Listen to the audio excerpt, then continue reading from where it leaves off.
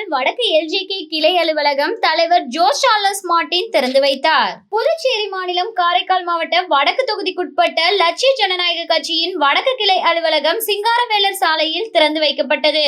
மாநில பொதுச் செயலாளர் வழக்கறிஞர் முருகானந்தம் ஏற்பாட்டில் நடைபெற்ற இவ்விழாவில் கட்சியின் தலைவர் ஜோஸ் சார்லஸ் மார்ட்டின் அவர்கள் குத்துவிளக்கேற்றி அலுவலகத்தை திறந்து வைத்தார்.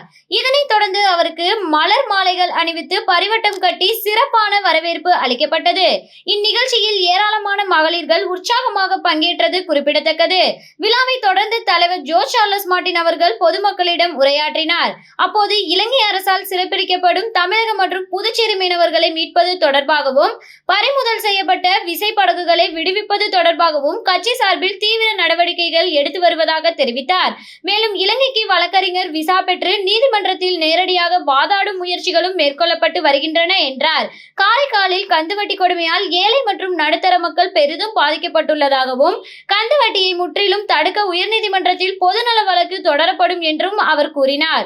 புதுச்சேரி யூனியன் பிரதேசமாக இருப்பதால் மத்திய அரசின் ஒத்துழைப்புடன் வளர்ச்சி திட்டங்களை செயல்படுத்த முடியும் என்றும் மக்களின் நலனுக்காக கூட்டணி கட்சிகளுடன் இணைந்து செயல்பட தயார் என்றும் தெரிவித்தார். இறுதியாக வடக்கு தொகுதி மக்களும் கட்சிக்கு ஆதரவு மற்றும் ஒத்துழைப்பு அளிக்க வேண்டும் என்று அவர் கேட்டுக்கொண்டார்.